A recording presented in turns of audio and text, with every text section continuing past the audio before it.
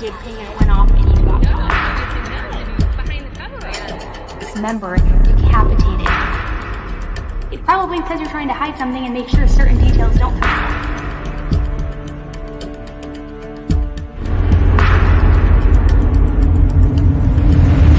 Tend to Life with Elise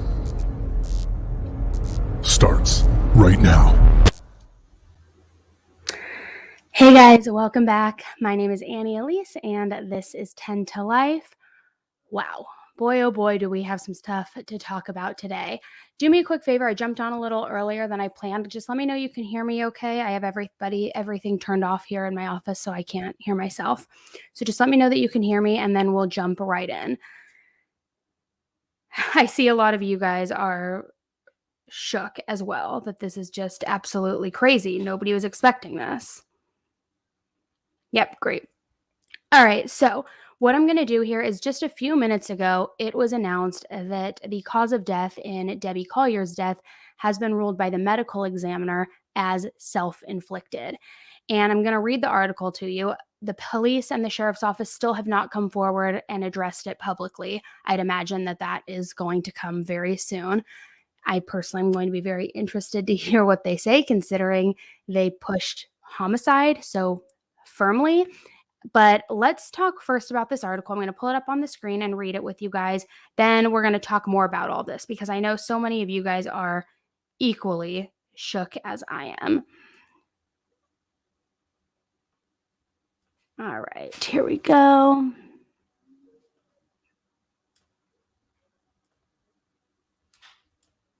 Pop myself down a little bit smaller here. Okay. So it says, the state medical examiner's office has ruled Debbie Collier's death as self-inflicted. Autopsy results released this week revealed that the Athens woman died from inhalation of superheated gases, thermal injuries, and hydrocodone intoxication. And this was said by the county deputy coroner. On September 11th, law enforcement found her partially burned and her partially nude body in the woods, and we know that. So then it goes on to say, it's pretty evident that she started the fire. From what I saw and what I consider to be the case is that what this was a self-inflicted death, but I was relying on the results of the autopsy and the doctor at the lab to make the final call. Then it goes on to say, talks a little bit about the recent interview, which we'll talk about in a minute here. And then it says, where is it? Here we go. This afternoon, now Habersham had reached out to the sheriff and the chief deputy for an update on the investigation. Now, only the chief deputy responded, stating, "We do not have anything to release at this time." Then it says that the sheriff's office has not released any official information or updates on this investigation since the press conference where they said that the act was personal and targeted, and the sheriff has yet to address the community publicly.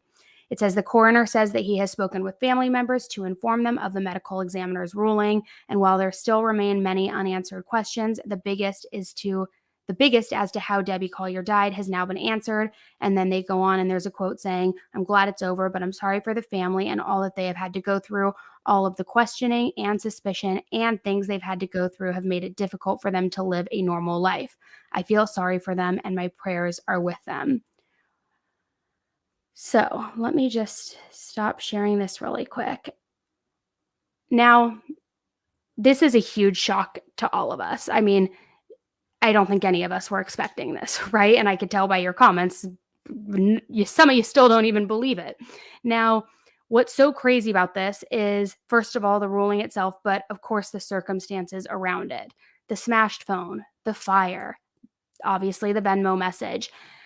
So interestingly enough, I actually had recorded a video yesterday on this case, going over the latest interview with Amanda, an interview that Megs and I did with Jeffrey that was a 2-hour-long interview that he didn't want aired, and kind of just talking through some of the things we've seen along the way, some inconsistencies. And in one portion of this video, I said, let's play devil's advocate here and say that it was self-inflicted. Here's what I think may have happened.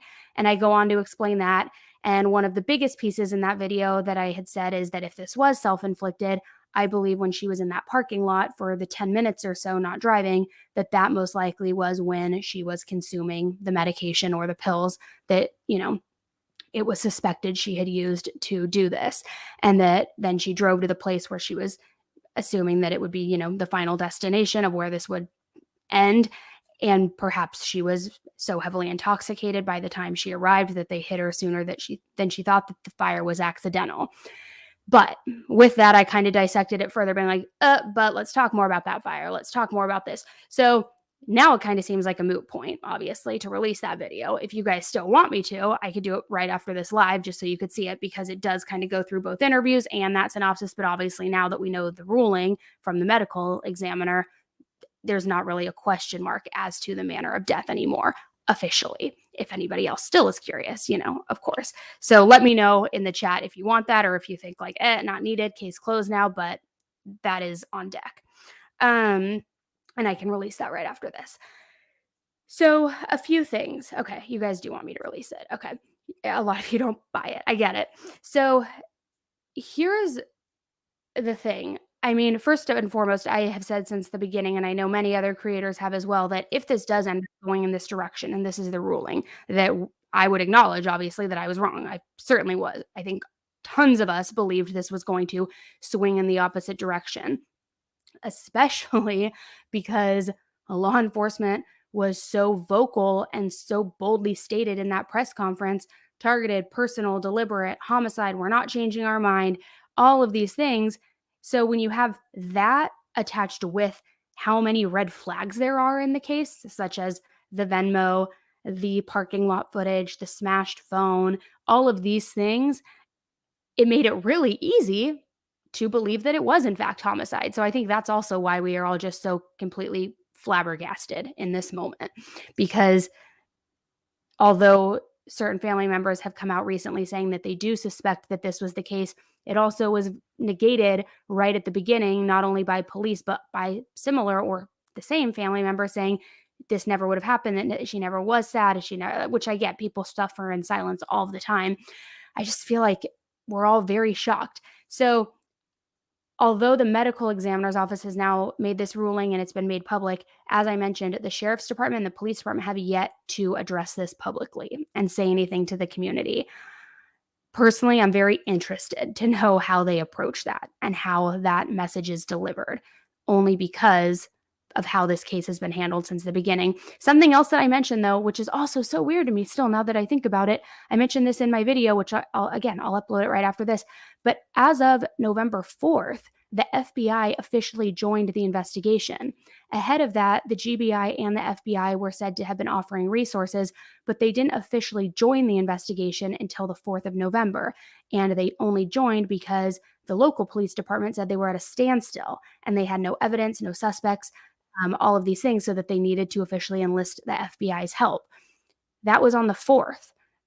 I get it that things, one thing leads to another, and it's now been about 2 weeks, but look, and I'm not saying that there's a conspiracy and that it's not this, that it is, in fact, homicide, not at all. I think I'm just as equally, if not more surprised as all of you, that this has to be the most bizarre method of taking your own life that that has ever happened or that I've ever seen. And even the police were saying something else. It's just so bizarre. It's hard to wrap your mind around. Sorry for going off on, a super tangent. So let me go to the chat really quick. I'm going to keep this video short because I just wanted to release that information and read the article to you guys. What I'm going to do is the second I stop this video, I'm going to publish that other video so you can watch it. But again, that I recorded that yesterday. And so in the end of it, I still say, what do you think? Do you think self-inflicted? Do you think murder? What's the percentage breakdown? So I just want to remind everybody, we now have a resolution officially, according to the medical examiner, which I will put that in the pinned comments there. But I don't know. It's still an interesting video because I talk about the interviews. I talk about some other inconsistencies. So whatever. You guys can watch that in a second. I see a lot of you guys are flying your red flags in here in the chat. Yeah, who was they? So interesting. Back when this case first broke, before police had pushed that it was a homicide, something we had discussed on this channel was that the "they won't let me go" may have been a reference to an addiction or to voices in her head, to something like that. Because Amanda had said she was so caught off guard by receiving that message that it wouldn't have necessarily indicated they won't let me go, meaning her work, because she would have known that she was supposed to meet up after work, or they, meaning friends, wouldn't let me go because she was, again, so caught off guard by the message that using they in that sense wouldn't have made much sense. It would have had to have been something else, perhaps like mentally or addiction wise. But, and that still very well could have been what it is, unless she was trying to make it look that way to, so that her children and her family didn't know that she was so sad. That's possible because apparently there's no life insurance, so it wasn't done to stage the scene as a murder. So it must have been, I don't know, it must have been done so that they would believe it was a murder and that they wouldn't know that their mother was so depressed. I don't know. I mean, that's really heartbreaking to think about it that way. And again, you'll see this in the next video, but also with the message, if that was her note leaving behind her, because we know she tried to text Jeffrey as well, that text didn't go through. If she sent this Venmo to Amanda as her way to say goodbye, as her final note, why was there no communication with Steve? According to Jeffrey, they have a very loving marriage and he's a very good guy. So I deep dive on this in the video, so I don't want to be so repetitive here. But guys, I think the biggest thing to take away right now, whether we believe it or not, is obviously this family still has lost their mother, their wife, their sister, their aunt, their cousin, all of these things, friend, coworker. And if she was in fact suffering that badly in silence, it's just very, very sad. It's very, very sad for everybody involved. And of course, like, I'm not going to not acknowledge the elephant in the room here. Amanda has gotten a ton of heat for this, as has her boyfriend. And not to say anybody's innocent in regards to other behaviors or characteristics. We don't know the ins and outs of that. But if this is now the ruling and if this is how it went, it does show that they are innocent of doing this criminal act that so many people, and so, all these people have been accusing them of and questioning. And so, that I think we have to all acknowledge that and apologize for that. It's just, again, one of the more bizarre cases here. And like, there's just still so many things that aren't making much sense. Yeah, I see some of these comments. No note. Why the Venmo? Another thing too is with the fire being started, that wasn't apparently the method of death or the cause of death. It was because she inhaled the fumes and stuff, but it appeared to have been an accident, which again, I talk more about in this video, because like if she were to have the gas can, because an arsonist also spoke out saying that there was an accelerant used, she had gasoline on her body, which is like, who's pouring gasoline on their body? If if you are taking your own life, there's just so much that didn't make sense. But, I'm interested to know what you guys think. I know the majority of you, I'm assuming based on these comments, don't believe that this is the case. We'll see what police say and when that announcement comes out, since it's only been the medical examiner for now. But gosh, it's stunning and it's very, very sad. Some of you are saying that some of you guys are saying that you don't believe it. Another one is saying, why would she burn herself partially nude? So another interesting piece of information. So it was my understanding since the very beginning that when she was indicated to be partially nude, that it was just her top that was off, and that it perhaps burned off in the fire, which makes sense. It wasn't like, she undressed herself or somebody else undressed her. But I've only heard this other piece of information from one other source, but it was a news source, and I need to go back and find it now. But as I was making my video yesterday and I was looking at all these old news reportings, there was a reporting saying that it was reported she didn't have her underwear, which I've never heard before. And not that I think any sort of essay or anything like that took place, God no. But if that burned off, her pants would have burned off too. So maybe, and I want to say it was like CNN or maybe it was CBS. It was like an actual mass media news outlet where I saw this and I remember being like, what? I've never heard that before. If you guys have heard it, let me know.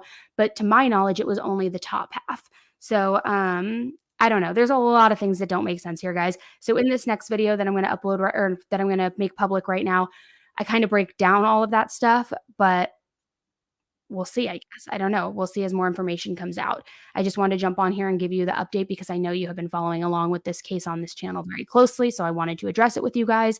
And as soon as we know more, I'll let you know. In the meantime, I'm going to make that video public right now. So go ahead and refresh my page and you'll see it pop up.